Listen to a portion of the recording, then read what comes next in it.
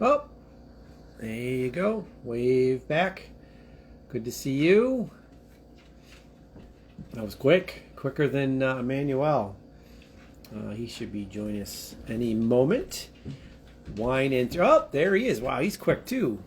Howdy. Let me get him in. Where is he? How do you do this? Ah, there we go.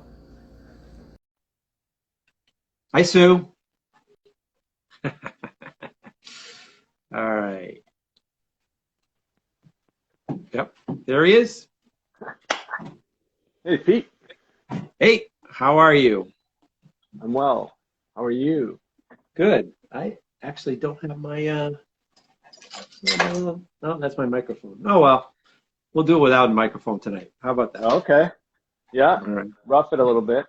I'm going to rough it a little bit. You notice I got a little spring trim going on here. Decided to clean up. A little grooming, a little facescaping. Yeah, it's we got a few weeks till spring, so it's time to clean up, right? Yeah, that's it. We'll see. I mean, it's still cool out there, you know?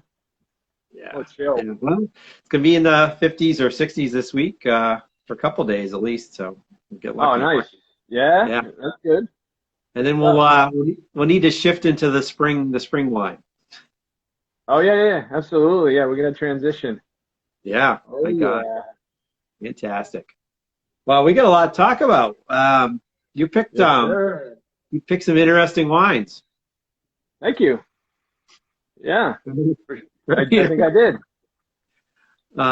Just like last week with the blends, we have some more interesting blends, and we got some interesting backgrounds on all these people. Very, very interesting. All right. Well, let me do my intro. Welcome, everybody. I'm Pete, founder of Great American Nosh, where we live by the mantra, eat, drink, savor. We focus on food, instruction, appreciation, wine education. This is part of our wine education programming called Wine in 3. We typically cover 3 topics, but we always talk more than that. We always talk about the great variety, region, winemaker, a whole bunch of host of other things. We geek out from time to time. And with me is Manuel Montevec. He is my trusted wine consultant. He picks 2 wines every 2 weeks for us to learn about, to taste, to bash, to praise, to put on a pedestal, what have you. He took the last session off, and I bombed on my go around. So he decided to take back the reins, and I don't know if you bombed. I don't know if you bombed, Pete. I mean, you know, it was one of them bombed. It was new. One of them bombed. The other one was good, actually. The Mythique was really good. I actually I bought a bottle of Mythique, so and my wife enjoyed that one. So okay, very nice. All right. Well, so let's talk about where we're going to go, and then I'll have you jump in because you obviously picked the wines. We are going to Spain. These are red blends, and one has a particular AVA or DOP, as they call it, a region, and one really does not, and that one's really interesting. So let me show you where at least one of them comes from in Spain, is from Catalunya, and if you could see that, where the little arrow is, that is the northeast corner of Spain, right outside of Barcelona. And the DOP or the AVA is called Terra Alta, which means, I believe it means high ground, if I'm not mistaken, right? Correct. Yes, got it. All right. And in terms of Terra Alta, where one of these wines is located, it's in Batea. They're about 2.5 hours southwest of Barcelona. Really known for Grenache, you know, white and black. I didn't even know there was a white Grenache. I knew there was a red one, a black one, but I did not know there was a white one. It's got a dry Mediterranean climate. They have kind of two dominant winds that come in. I guess one from the mountains and one from the coast. One's called a cirque, and the other one's called a garbe. Garbe, I think. I have no idea about that. Yeah. So No, I'm unfamiliar about that one as well. Me too. I know. I did do a little Hey, digging. you can't know everything. You can't know everything, folks. No, definitely not. And I did do a little digging on these wines, but the digging paid off. So I'm going to leave the floor now, and I'm going to let you introduce the two wines that you picked and tell us why, and then we could talk about the individual winemakers themselves. So, absolutely. All right. Thanks, Pete, for giving me the floor. I just wanted to see if I can get a little better light here before I get rolling. Mm-hmm. Can you give me one second? Sure, no problem. No problem. Let's see.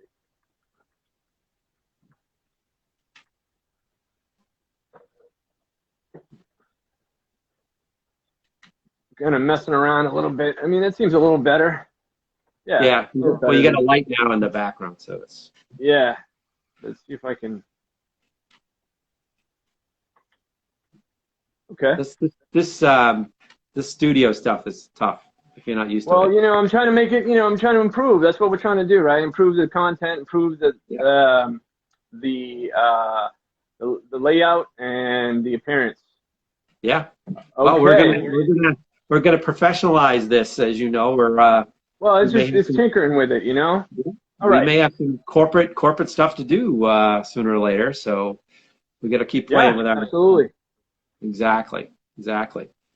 All right. So this is the thing today that we're gonna with this segment. We have two wines, both from Spain, the Catalonia area. Okay. As far as the two wines I chose, I know about one of them a fair amount. Let me just put it out there. The Locations wine. This one here. Yeah. This one here, right? Yep. All right. So that wine had the winemaker is very well entrenched in the wine industry. He's made a lot of different wines. He's a master blender. I don't want to give his name away right at the moment. We'll do it towards the end when we wrap things up, I think. Well, I'm going to introduce him. I'm going to introduce him in 5 minutes anyway, but that's all right. Oh, I lost your sound.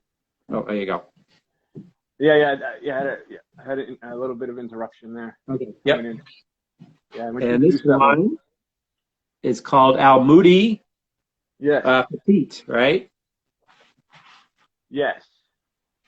And it's Spanish on the back of the label. So la influencia de la cerámica árabe al pas per Casa Nostra. And it's hot. I can't say the rest because I think it's Catalonian.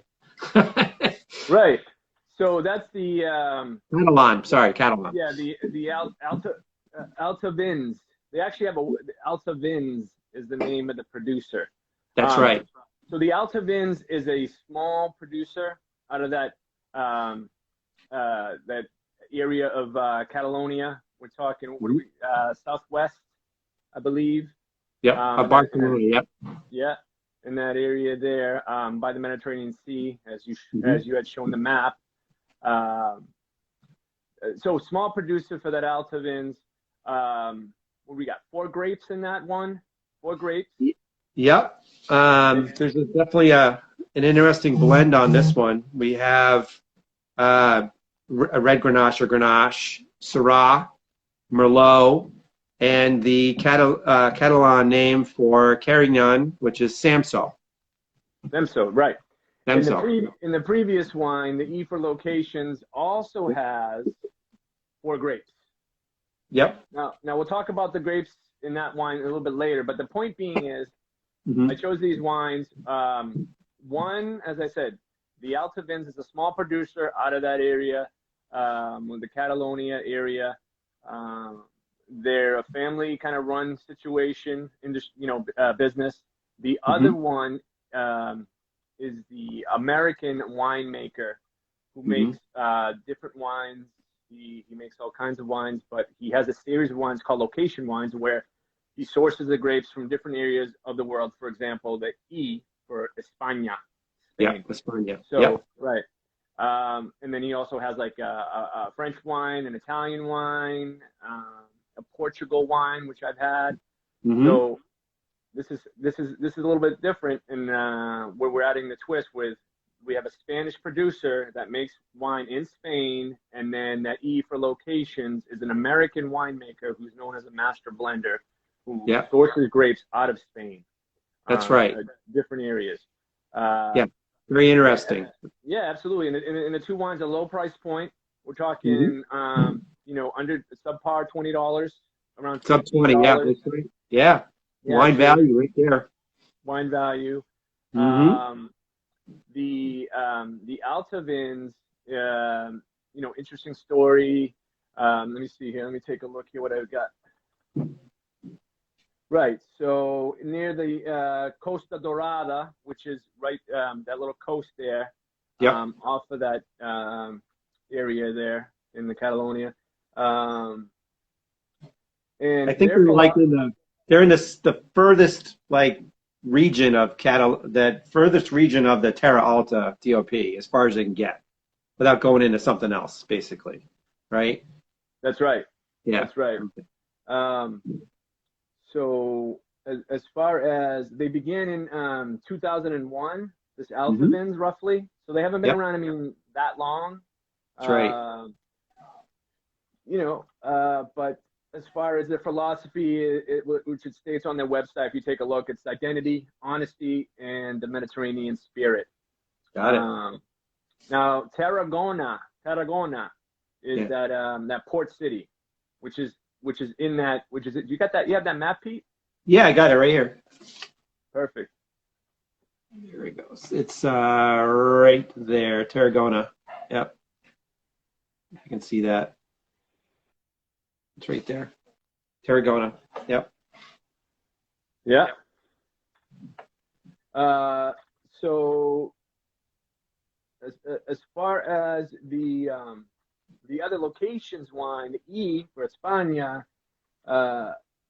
the philosophy there is some of the history. Basically, as I said, he's the gentleman there, which we'll mention his name later. He's sourcing grapes, the Priorat from Humila. These are areas there in Spain. That's right. Toro, Rioja, and the Riviera del Duero. So he's sourcing grapes from those areas, and what he does is he blends them in such a way, and he's very well known for being, you know, as I said, gifted at blending grapes together and getting a great wine to kind of come out of that blending process. Yep, so that's right. And so in terms of altavins, you covered a lot. I didn't really have much to add on altavins other than the owners are Joan Bautista Ruffi and Jordi Casado. You're right, they started in 2001, and here's a picture of them I was able to extract after some digging. There you go. And they do everything manually. It's a small, you're right, it's a very small winemaker, very dry climate, so they don't run into fungus or, you know, mildew or any issues with that. You know, their vineyards are about 45 to 60 years old, and they have about 9 different wines that they offer. And I think in this particular wine, it's meant to be drunk young, and I think it only takes like 2 months of aging in the bottle. And I think Mr. James Suckling, who I actually admire, gave 91 points for this wine, which, you know, anything above 90 is good. It's good wine. So, especially for short money. Oh yeah, and then here's some good. I got some really good pictures now. So let me show you some more. This is one's of Terra Alta, and the other one is the vineyard itself. So there's a beautiful one that I got right here. That's just gorgeous. Let's see if we can pull that back. Yeah, that's nice. I'd love to be working that vineyard. And then this is their vineyard, I guess, from a drone shot that I was able to pull off, which again, beautiful. Obviously, these are all marketing pictures, so they're not going to throw out some crappy pictures. Um, and and you're right. They have 4 different grapes in this one, and a very small producer. So I'm very interested to see what they have. I love their label so far. I know we talked about label bias, but it was very interesting to me. And I won't talk about who the gentleman is about the E, but can I show a picture of him? Sure. All right. All right. So here's a good one I got of him. Very interesting gentleman, tremendous background. I don't want to give away the name, but he basically kind of started his wine journey, back in, I guess, 1995. He studied abroad in Florence, and that really turned him on to wine. And when he got out of school, he started working in the wine business. He worked at Mondavi, and then eventually he bought a vineyard in, I think it's Marais, France, which is in Languedoc, which is that connection to last week. He bought a vineyard over there. And I think what happened is when he started making wine, he was frustrated by the AVA or DOP or DOCG process where he couldn't, deviate off the rules. And that got him started on his journey of the locations, right? Yes. And this is his 4th release of this, of the E. And you're right, we already covered all the grapes, the regions he's covered. And these are very old vines. And it sits in a barrel for about 10 months. I got more to add about this guy, but I'll give away his name, so I'll let you do the name, and then you could add. Why don't you add something, and then I'll add more. So. Oh yeah, absolutely. So so in 1995, he went on a trip. I believe he went to Italy, if I'm not mistaken. I'm trying to remember. Right. So he went on to Italy, and he got enamored with the vineyards out there and what have you, and then he decided to make some wine. As far as he just had he had a real knack for it. His name is Dave Phinney, Phinney, Phinney. Yep, Dave Phinney. Yep. And anyone who knows the industry of wine knows that name. He's moved on and made other wines. He makes cabs. He high-end cabs. He's kind of like a rock star in the industry. I think he's not known for his cabs. He's known for his blends. That's what he's known for. He's got a blend called Machete. Okay. He's got a blend called Abstract, which is very popular, and it's got the cool labels and they're artsy and what have you. But we're discussing location wines now, so that's what we'll focus on. Well, the thing is, his I guess one of his wines that struck gold for him. Yes, Gabrielle. He's a handsome devil, and he's very rich. He sold locations to E.J. Gallo in 2018. Yes. For, ready, Gabrielle? $300 million. Cha-ching, cha-ching. Cha-ching, cha-ching. You married the wrong man. I don't know. And I guess, I think he was very famous also as well for making The Prisoner, which was a cult Zinfandel.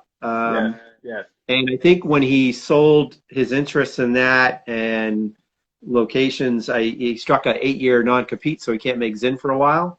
Right. Which is fine. The interesting thing is that he's got very good relationships with these importers.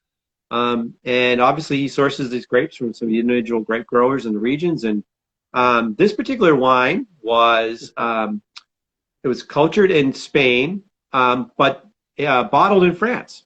And so he's all over the map. So which sort of makes some sense, right? Because France is not too far. It's not too far from those areas of Tarragona. So true, exactly. All right. Well, I think I don't think I have any more to add on this gentleman, but all I know, he's got a lot of money and he's younger than I am. Yes. Yeah, he's a young man, right? Yeah. He's a young man. He's probably 46, 47. If that. and he's doing other things now. I think he's really shifting into other areas now. And he just made a Pinot Noir. It's called Slander. oh, there you go. And all right. anyone who knows about viticulture knows that Pinot Noir grapes, very difficult. They're difficult to grow. Very thin-skinned, very sensitive, very delicate, very hard. So anytime you can get any kind of yield out of Pinot Noir grapes, you're doing pretty well. So, all right. Well, shall we? What shall we go? Which one first? The Almodi or the E? Well, I'd say let's do the E. All right, we're gonna do the E, folks. E for España, and if you're just guessing, yeah, this is the sticker they put on the cars. So that's what throws you off. You're like, what's the E? And they España. It's not S. Okay. All right. It's a little nuanced, but not everyone knows that. But all right. All right. Nice color here. I'm swirling without spilling all over myself. That's important. Definitely. You can kind of see. It's almost like a pale ruby, almost not like a bright ruby, but a pale. If you can see that. Definitely not bright. Very interesting. Okay. What we got for an aroma? Oh, it's got some funk. Got some funk to it. Oh, funk. It's funky. It's funky. Okay, play that funky music. I'm getting more probably red fruits. I didn't get too many blacks. Maybe on the edge of black fruit. The black cherry. You got a whiff of tobacco. Whiff of tobacco. A whiff. A little cigar box again. Yeah, a little cigar box. Yeah, that's probably the right. We say tobacco, but I would say the cigar box. Well, cigar box is more for me. It's like it has a little bit of cedar to it. Yeah.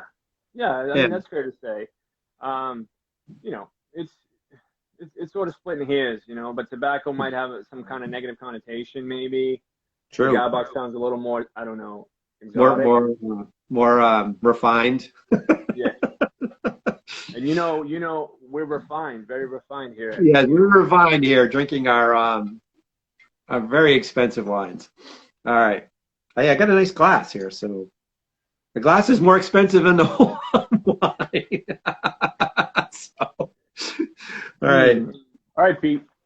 All right. I couldn't wait. So whenever you're ready.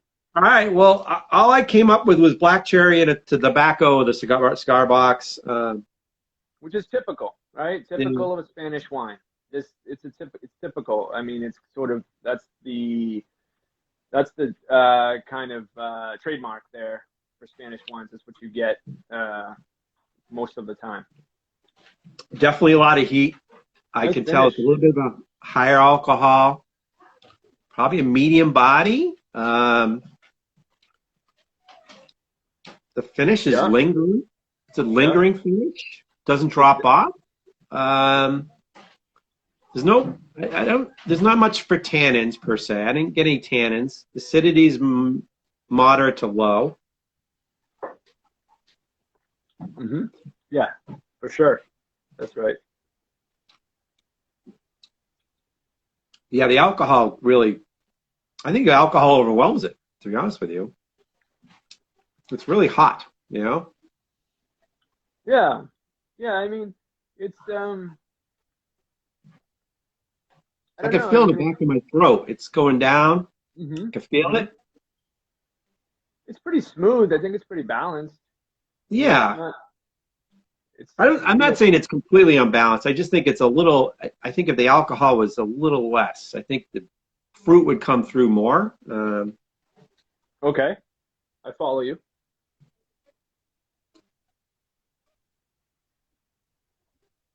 Did you get an idea of the blend per se, like the percentages, or? I wrote them down, I believe. I wrote them down. So it's, once again, 4 grapes. The Grenache, red Grenache, because as we talked about earlier, there is a white one. I've never seen a white one, and I've seen a lot of wines, friends. Well, like I said, I didn't even know there 55%. was a white Grenache. So It's probably it's tough to find. That's probably boutique wine shop, yeah, yep. special order or something.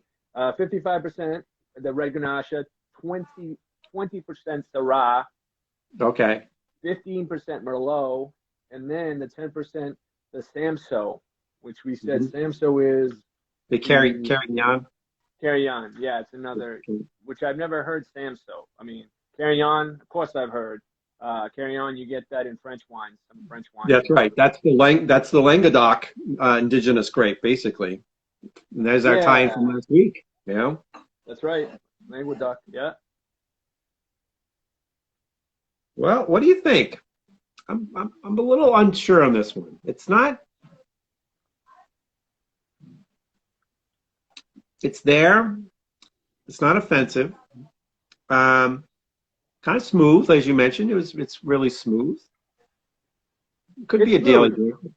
Yeah, it's smooth. It's approachable. I think what I'm hearing from you, Pete, and I think might agree, it's missing something. It's a good wine. I think it's a good wine. I don't know. Once again, though, as we've said before, and I think you've had experience with this, the day after, sometimes some of these Spanish wines tend to be a little bit better after the air's gotten into them, after they've been decanted for a long, several hours.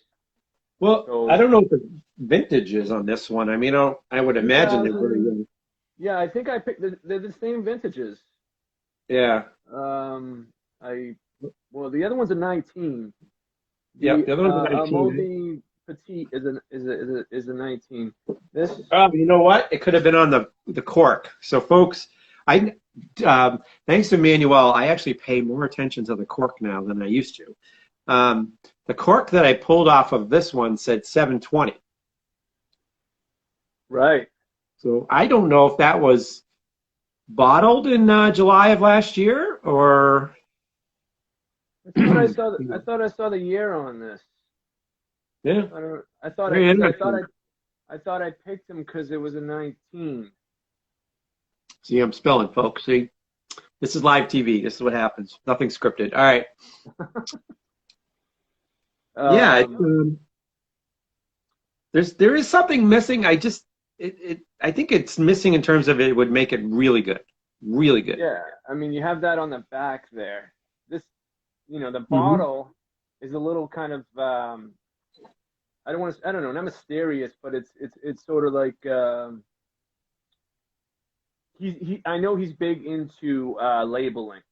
Phinney's big into labeling. Whoever he works with. Yeah. Well, I can tell you, I was right on the alcohol, and I didn't even know the alcohol level, but it's 15%. Yes, it's high. It's high. Yeah, that's high. I don't think you taste the alcohol like that, though. You think you could taste like it was 15%?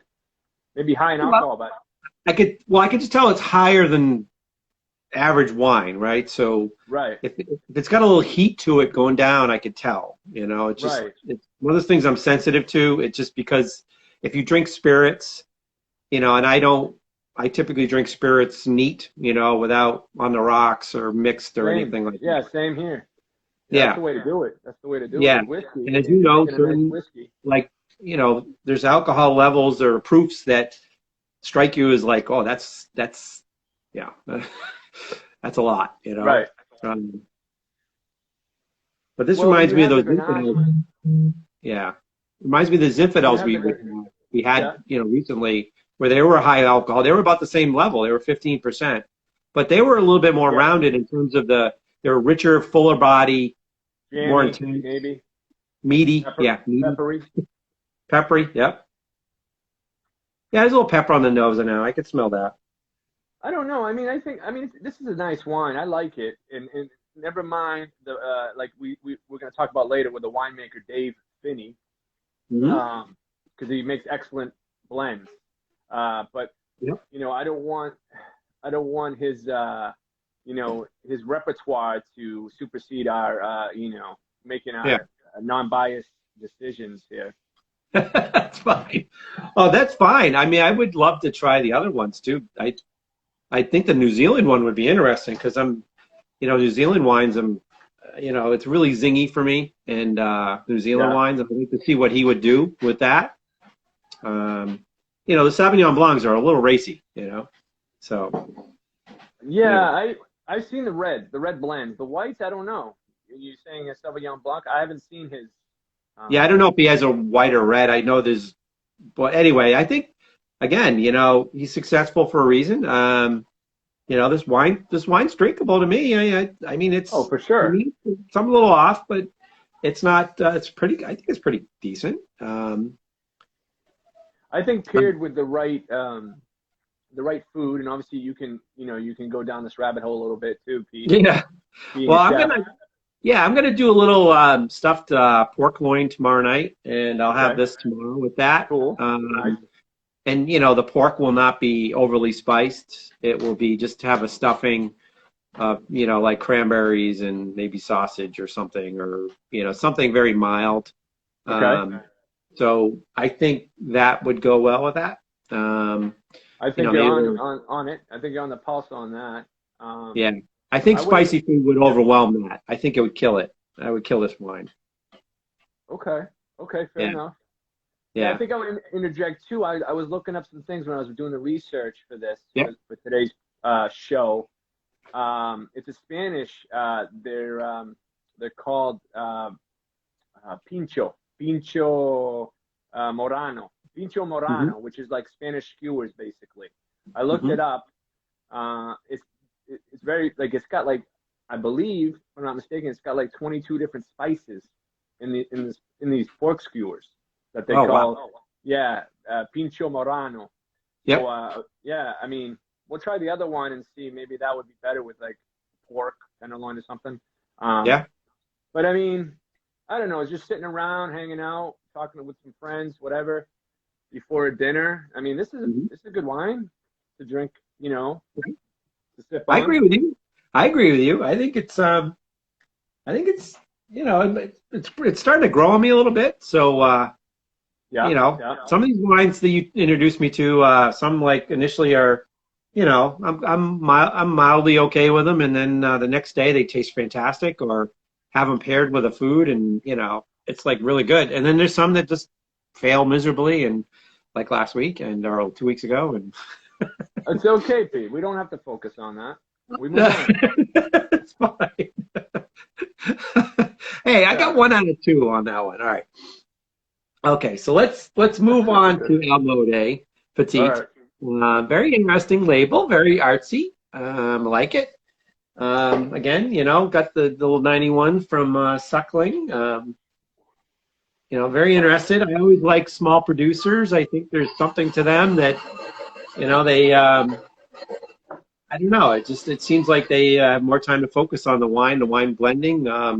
This one, oh my goodness, this is definitely intense on the color, like a deep ruby, Mm-hmm. less Yep. opaque. I mean, it's opaque. I'm sorry, you can't see through it. The other one was a little thinner. Wow. All right. Well, here we go, folks. That's a nice looking glass. Let's see what we got here. This should be Ooh. interesting. Well, I already brought it up to the nose. I get a Wow. different. I've never smelled that. I've never smelled that before. It's like a stewed strawberry or something red fruit. I like that stewed strawberry. Stewed strawberry. Yeah. That's a new one, Huh. huh? See, folks, I'm throwing out new stuff all the time. Manuel's got pushing my game up here. I gotta like get my Yeah, that's not, that's what we it's should not be doing. raspberry, not cherry, definitely strawberry. Kind of that funky strawberry, almost like it cooked, it's like a cooked strawberry I almost. follow you. I follow you. Yeah, yeah, maybe. Because it's definitely not black fruit. Like a black fruit would be more intense, darker. I mean, it's not darker. Just a deeper smell to it. This is definitely a fruitier smell. I don't know what I'm getting in terms of like, I'm getting a little earth, but not much. Yeah, this one's Yeah, a little vast. This clay. is A little, a little a little clay. clay, Yeah, maybe. Just a I would little. go with that. You know, yeah, clay, because I detect that kitty litter, like a whiff of kitty litter, but not like the intense kitty Oh, litter. So it's there you definitely. go again, using that adjective.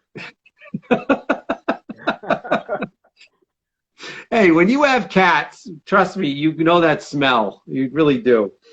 All right. All right.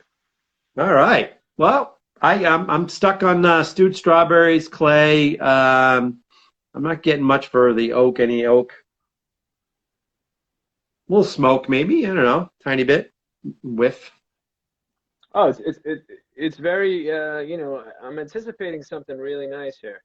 I mean, I am it's got a too. lot of, yeah.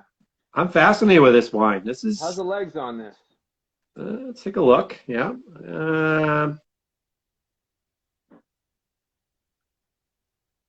Yeah, they're just marching down pretty decently. Yeah. Not fast though, so we know it's definitely higher alcohol. So not racing down, but all right. Let's take a look. Let's take a dive in, folks.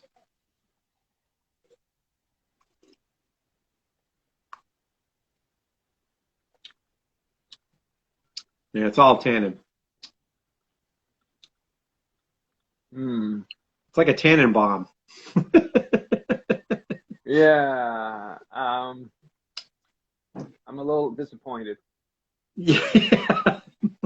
What I'll just happens? say it. I'll just say it because you know what I mean. It had a lot to give on that bouquet. I Oh, mean, the aromas was so. That's what aroma was going for me. I love the color. It was intense. Uh, Definitely had something right. here. The aromatics were. I mean, it's so inviting.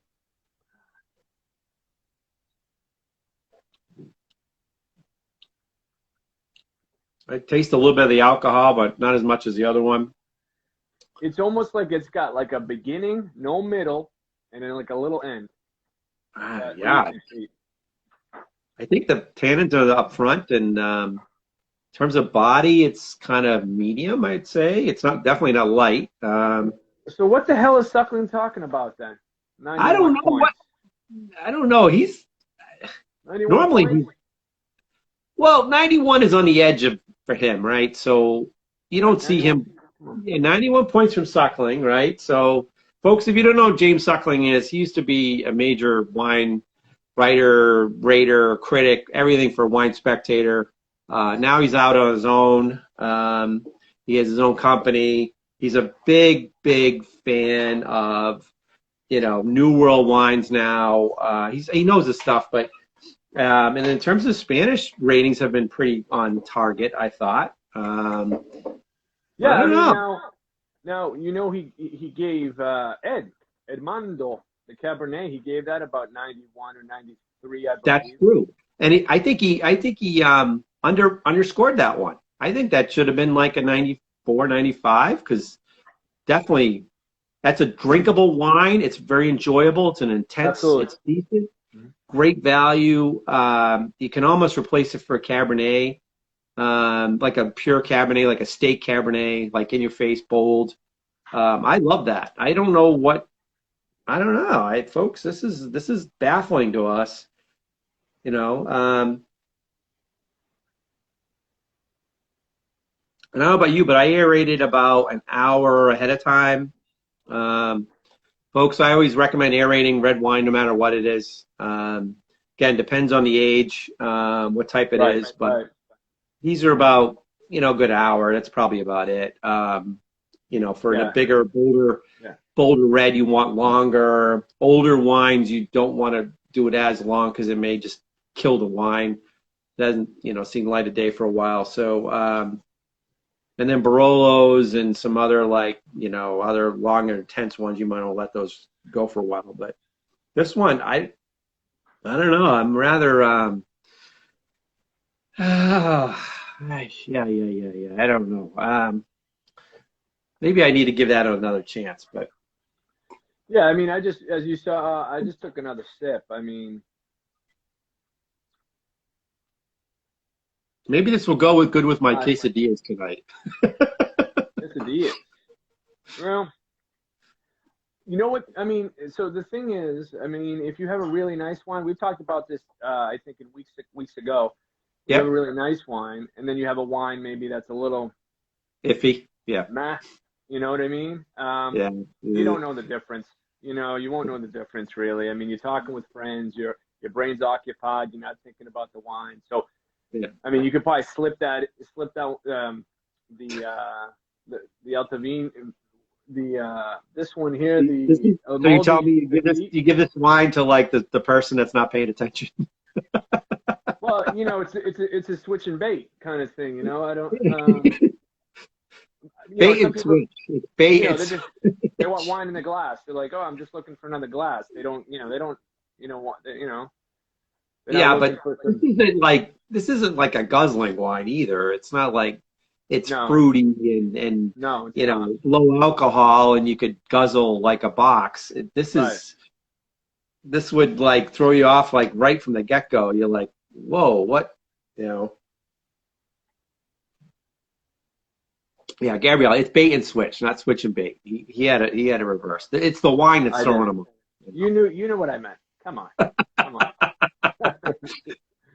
Yeah, I'm getting distracted by this wine. That's, I don't know. It's a little. It's just because I'm such a big fan of Spanish wines. I've had a lot of really good Spanish wines, and I think we had some on the show, a while ago. This yeah. one's kind of in Suckling, giving it the points. I'm not sure what he's thinking, really. I really don't. I don't know. Like, He might have been tasting it. You think we get him on the show, Pete? We could probably get him on the show. I'm sure he's not busy. Yeah, he's busy in Hong Kong these days with Hong Kong, huh? yeah, I think he's in Hong Kong. I think that's where he's based now. But what is this? 55% Grenache, right? And you got 20% Syrah, 15% Merlot, and then the rest is a Carignan, right? That's right. So maybe there's something wrong with this blend. I don't know. I think is Grenache known as like a high tannin wine? I just don't know Grenache as well. It's a high alcohol wine. It's a high alcohol wine. Right? So yeah. All right, let me get I'm sorry for the shaky thing here. All right, rich, flavorful. All right, deep ruby tinted. Yeah, so we got the deep ruby on that. So that's the Grenache coming through. Now, Grenache, folks, is is one of the key grapes in a Rhone or a Chateauneuf de Pape blend. That's right. Grenache, Syrah, Merlot.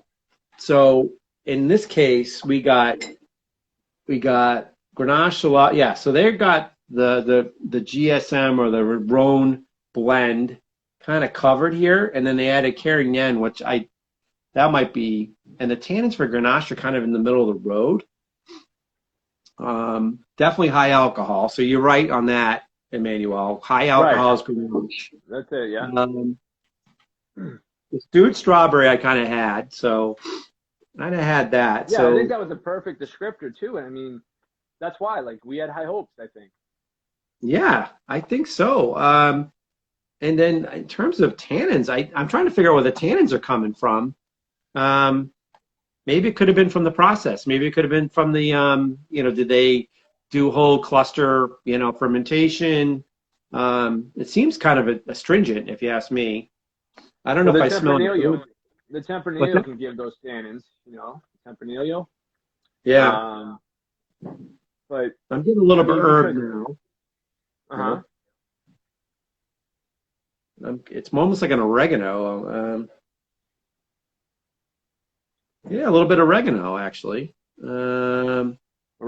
Okay. A little bit. Yeah. It's not dramatic, but I could smell the herbs. So, and Carignan, which is the Samso on the label, that's only 10% of the whole blend. So that's really, really shouldn't add much to that. And then in terms for Syrah is where you get the spicy pepper thing that we're talking about. Yeah. Let's talk about Syrah. Syrah's got, again, medium tannins. I don't know. Maybe this thing needs to be aged. It's 2019. It's not that old. But then again, on the altavins website, it says this is really meant to be a young drinker. You know what? Yeah, that's right. I read that. And also, if Vivino, and I don't necessarily believe in Vivino, but it is a good tool for someone who's in the Yeah. wine industry. I'm plugging Yeah. Vivino right now. Yeah. I think it's useful because it gives you, you know, you can categorize wines that you like. And I've gone through so many, and I can't remember at times. So sometimes when I'm dealing with customers, I have to refer to Vivino because I see some notes that I left on certain wines. Yeah. So it got good ratings. It got good ratings. I believe it got like a 3.8 or a 3.7, which is pretty good for a wine that's like, this wine is $10 that we just Yeah. had. So Yeah. I mean, this one's a little baffling, you know, like how would this, I mean, honestly, I'm not a winemaker, but you know, I do cook and I do other things, but how would you very make good. this better?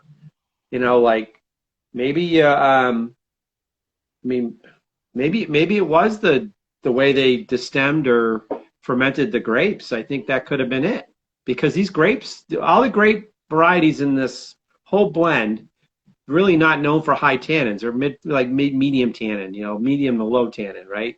So we're tasting tannins. Right. I that's what I got, and it's definitely killing the fruit on the aroma. So Well, you know, like I said, I mean, you know, as far as explaining it in terms of so someone can understand it in the simplest form, I think it's got a beginning and it has no middle. The wine has no middle, and then it has an end. yeah, a Unlike little the bit other of one, unlike yeah, the E, Locations E, I think it yeah. has. Okay, it's a good wine. You know, we still haven't established how much like you like it, Pete. I mean you like Yeah. it. It's a sipper, I think. But the other wine in itself, the other wine is $13.97. So Mhm. I mean, Yeah. it's a good little wine for that price. You know, I think. Yeah. I And for mean, folks who don't know what tannin, I know we're going off on tannins, but tannins is that mouth puckering thing, you know, where it yeah, flies out your yeah, tongue and yeah. you're like that. That's Like what your we're talking parts, about. your Yeah. parts when you have the tannins, like you need to have a little sip of water or something, Hmm. something like that. You feel, you know, What I'm doing now. Yeah, exactly. right, right. That was interesting. I love to find. I mean, you know, a lot of these places you can get a lot of information, and then you know they give you fact sheets, but they really don't tell you how they actually process the grapes. That's right, right. Because it's either during the fermentation or maybe it's on the barrel side. I don't know, but barrel would Right. be adding more spicing and you know spices in terms of vanilla and you know maybe you're getting more of a well you're getting a little cigar box maybe on that, but I don't know. Not much. Yeah, I don't know what to say. I did have hopes for it. Like I said, there's other ones too of this line from this producer, the Yep. Altavins, which we said small producer. Yep. Out of that the Catalonia area there. I believe on the cork itself, the Yep. Altavins. If we look at it, you got it there handy, Pete. Yeah. I where did I put it? I got I got it Pisano. handy. I got it handy if you don't. I got locations. Okay. 6. I have it around. Oh, Altavins. Yeah, yeah. Here we go. So look at the other side. Does it say Batia? Is that what it Yeah, says? Batia. Yeah. So Altavins, Batia. yeah, that's the little town that this producer's from, Yep. Batia. So they've made some other wines. I've seen 4 or 5 others from this particular place. Hmm. I haven't had any of these wines, so this is the first I've had, and they get higher in price point. This is the entry one. Oh, all right. Okay. Yeah. It's good to know. So yeah, So, folks, even though we like bash, well, not bash. We're, we're not you know, yeah just we're not bashing. we're not bashing. We're just being a little critical. That's right. Obviously, we got to make sure that you know you understand what we taste, what you may expect to taste, the aromas that we pick up. Again, something different for everyone. Everyone has a different nose or different aroma for these things, especially on the tasting side. Definitely, there's hypersensitive tasters. Right. You know, the thing is they have other offerings of wine. So what may not appeal to us, we may try a different wine of their selection of their offerings, and we may like it a lot. So and again, they may not be known for this particular brand. Not brand. This particular varietal. but they can be known for other things. You know, like Ramey, for example, which I'm a big fan of. Okay. Big, huge white, but not necessarily known for their reds. So if I had one of their reds, I may not like it. But again, I know their whites are fantastic. So, For sure. so, Yeah, no, I know Ramey, absolutely. yeah. You know, and I would say too is that we're up against, so this wine, let's put it out there again. This is what it looks like, the bottle. Mm-hmm. This wine has 4 grapes, okay? And the grapes are the Grenache, Tempranillo, Monestral, and the Kerrigan.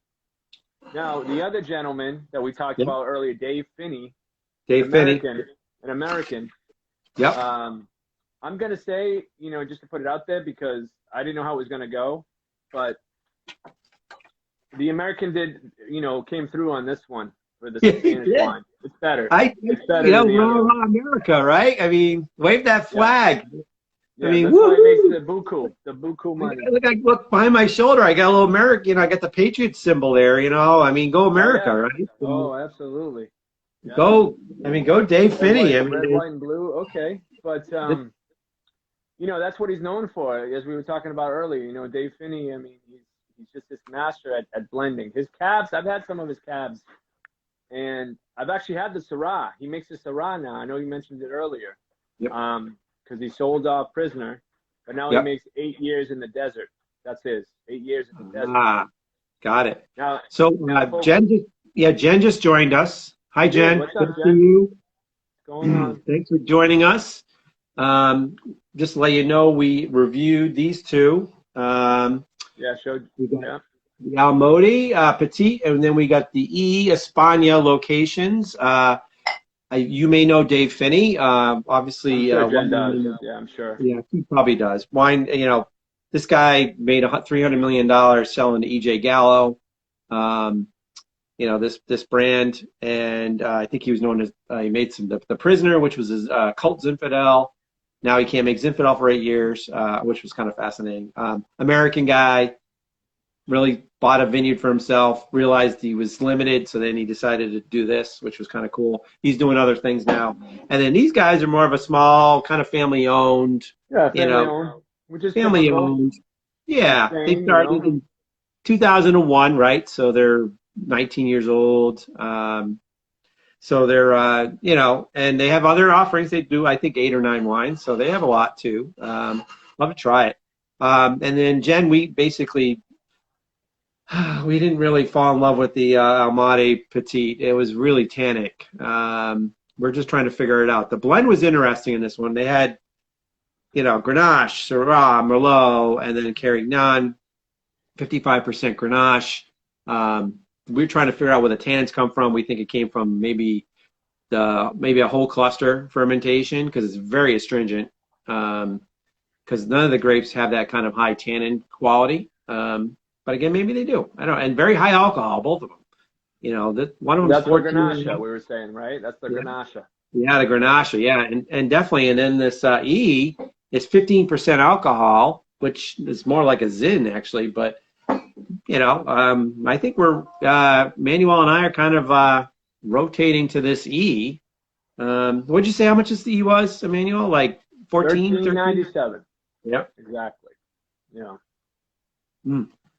Yeah, the vintage, Jen. Yeah, the vintage is a 2019 on the that small producer that what's it? Almodi Petit. Almodi Petit.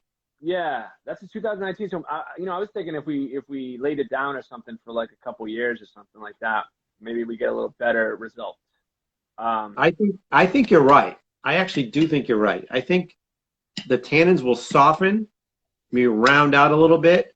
And I don't know about the fruit though. I don't know if the fruit's going to come through. Yeah, I mean it's unclear, you know. But the locations E, we're not on the vintage on that. I thought it was a 2019, but we're not sure. Well, the E we don't know though. They didn't even Jen. They didn't even tell us what the vintage was on the label. Yeah, they didn't. The label is No idea. All we know is this is the 4th release, but I don't know when he started E. So, and I also don't know if he takes years off depending on what grapes he gets.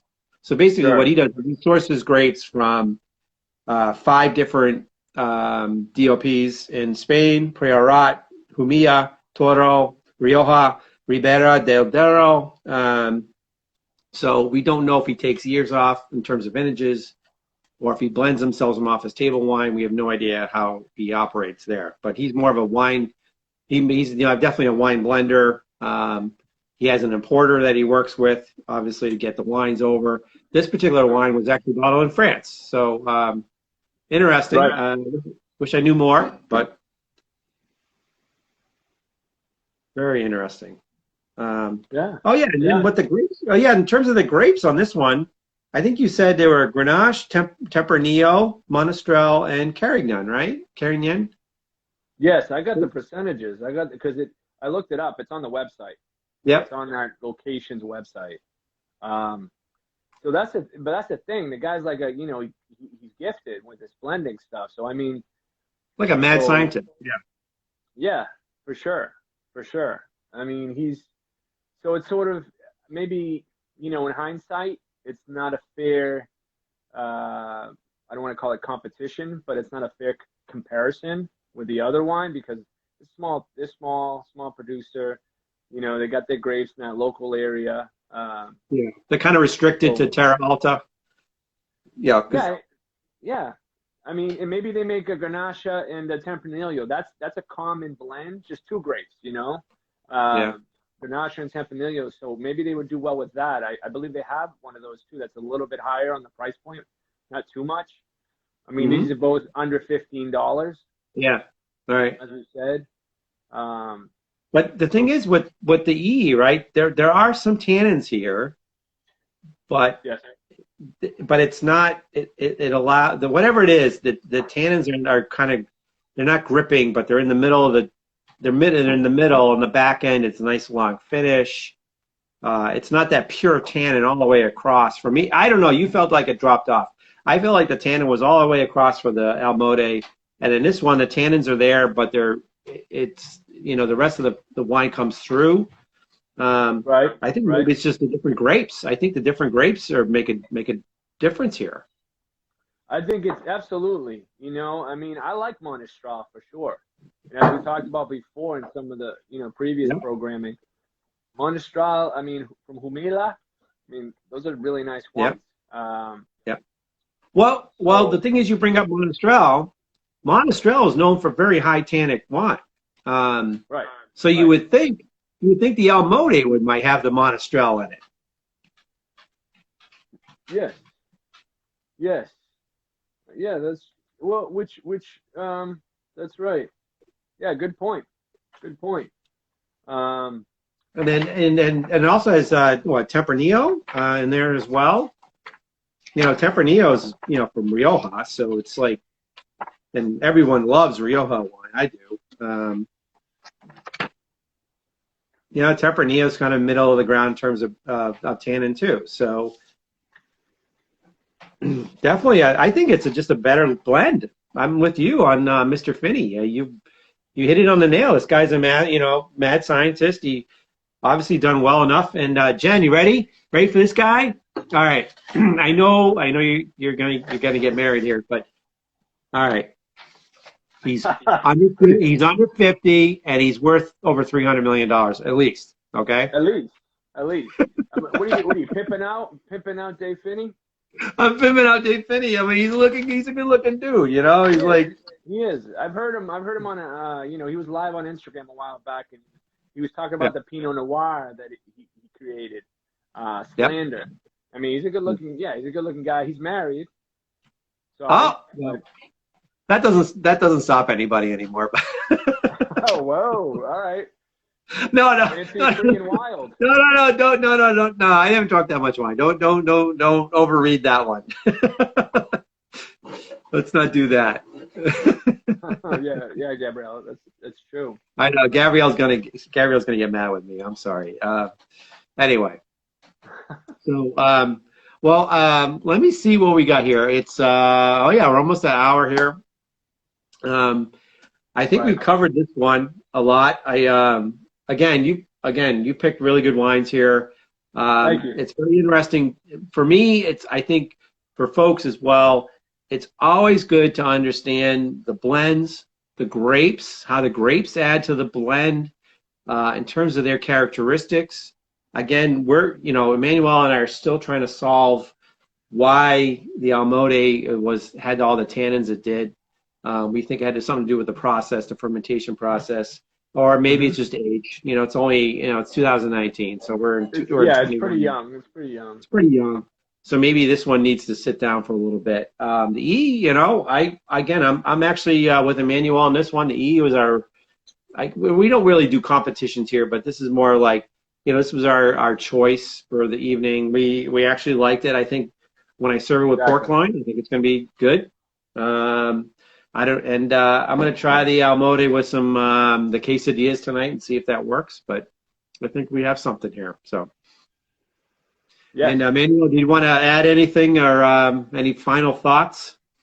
No, I mean, I just want to say, for us, for what we do for our segments, we look,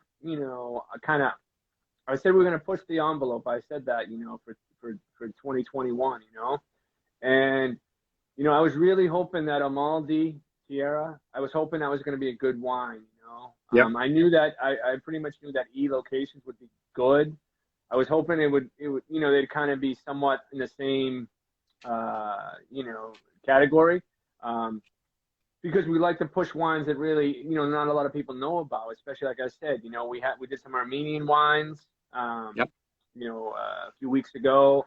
We're looking at other producers that people may not have heard of now, because people know Dave Phinney. He's well known, but hey, you can't, if it's a good wine and it's made by this, he's like a titan in the wine industry. His wines can be pricey too. Some of his wines could be $100. This wine is not, under $14. So, but it is what it is, so that's where we're at. A good wine, location. Again, well, no, I appreciate this because you're opening my eyes to some of these. I know we didn't really have time to geek out tonight, but this is a very interesting bottle. This is more like a champagne bottle. The punt. Yeah. Yeah, well, it looks like a champagne bottle to me. Wide. This one's a standard wine, standard bottle. This one's definitely looks like you could put a wire frame on and a cork and pop it off. Sure. Weird deep punt on this one too. So definitely interesting in the marketing on that one too. But again, I think we're having some interesting choices here, and I really appreciate everything you've done in terms of picking these interesting wines. I do have one stake to put in the ground because it just came to me. All right. So we are doing something for my daughter in July for a big party for graduation, and I felt like maybe we should do an episode before that party on box wine. We'll go back to that. We'll go back to that. I think it would be fun. Obviously, I'm not going to drink all the wine in one sitting. So the whole idea is that I would have the wine ready to go for my guests. Yes. When they come, and like I've already tested them, right? And I can, but I'm not drinking the whole box. So, you did your research. Yeah. So I'm just doing some advanced planning, is basically what I'm saying. So I'll tell you what, which I've said before. I think there's a really nice one that comes. It's Grenache. It's a Spanish producer. It's hard to find, and I can see if I can get my hands on some of it because I don't see a lot of it. Yeah. So I think that they do a white as well. Yeah. Beyond that, some of the other ones I've come across, they're just like table wines, they're everyday. They're just sipping wines, which they're decent. But if I can get my hands on some of that Spanish wine, I think that might be where it's at. Well, if not, I'm going to make sangria. So it's either the box one. I'll make some sangria. And I know Gabrielle loves sangria. So, all right. She makes a very good sangria. Oh, yes. Yeah, she likes it. Fantastic. All right. Well, let's wrap this up. And then you and I will, we'll obviously reconnoiter in 2 weeks. Thank you again for everyone who joined us, and everyone's going to listen to us when we post this on IGTV and YouTube as well. Emmanuel, thank you very much for picking out some great wines. Welcome. My pleasure. Lastly, we're just going to show you the wines we reviewed tonight, and these are our Spanish reds. And we'll see where Emmanuel goes 2 weeks from now. And we have some very exciting announcements coming up for Great American Nosh, so definitely stay tuned on our website, Twitter feed, Instagram, YouTube. Yep, we have some really good stuff coming. So, and I think that's it. I'm going to wrap it up. So thank you, everyone. Thanks, Emmanuel, and I'll talk to you soon. Very nice. Good evening. Bye now.